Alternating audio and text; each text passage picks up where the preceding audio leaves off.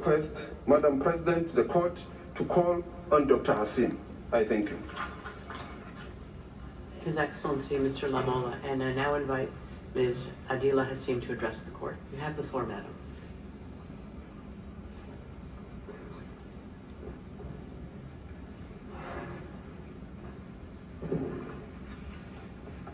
Thank you.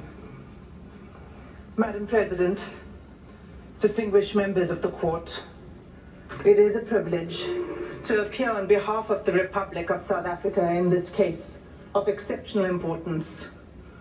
It's a case that underscores the very essence of our shared humanity as expressed in the preamble to the Genocide Convention.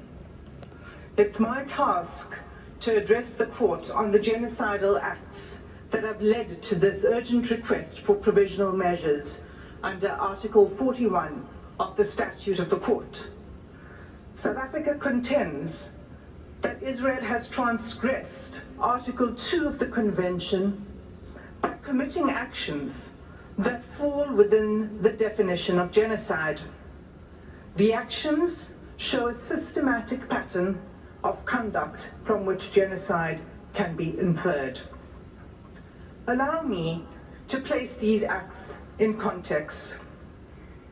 Gaza is one of the two constituent territories of the occupied Palestinian territories, occupied by Israel since 1967. It is a narrow strip of approximately 365 square kilometers, as depicted in the map now displayed.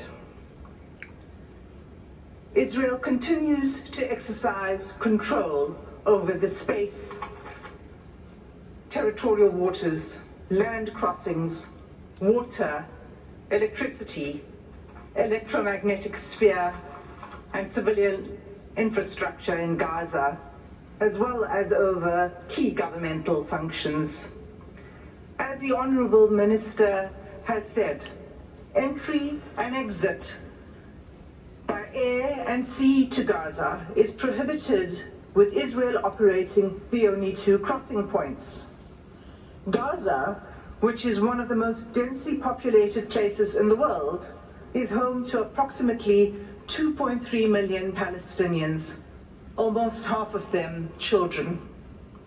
For the past 96 days, Israel has subjected Gaza to what has been described as one of the heaviest conventional bombing campaigns in the history of modern warfare. Palestinians in Gaza are being killed by Israeli weaponry and bombs from air, land, and sea.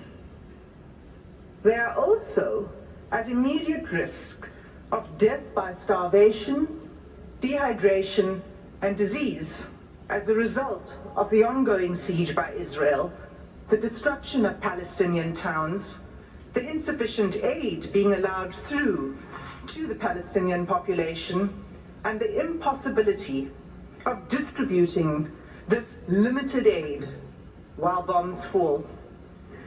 This conduct renders essentials to life unobtainable.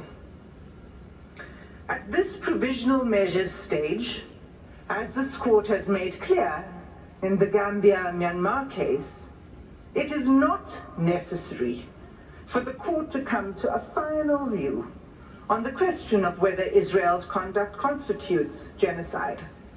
It is necessary to establish only whether at least some of the acts alleged are capable of falling within the provisions of the Convention.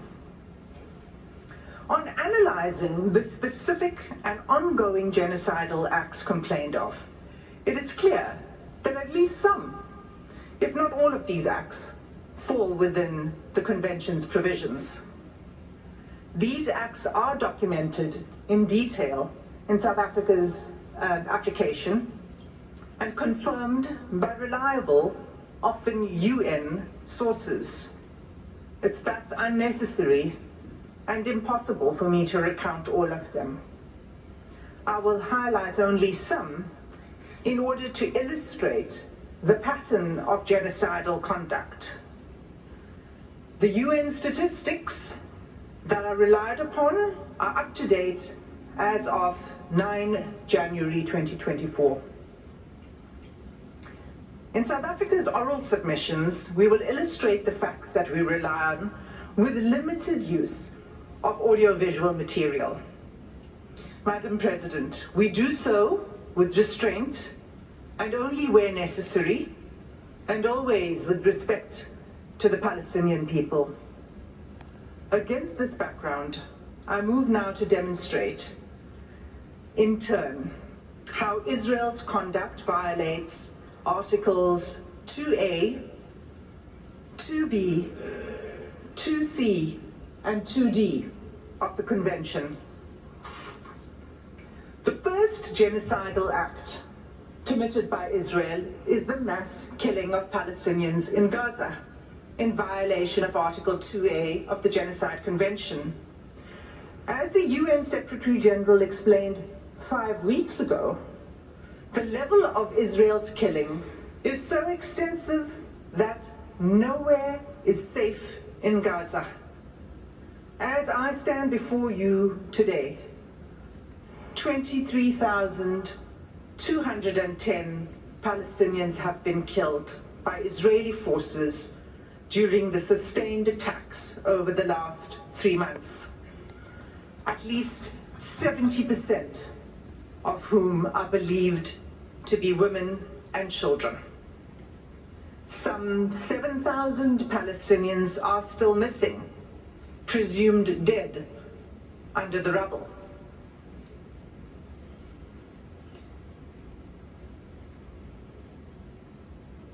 Palestinians in Gaza are subjected to relentless bombing wherever they go.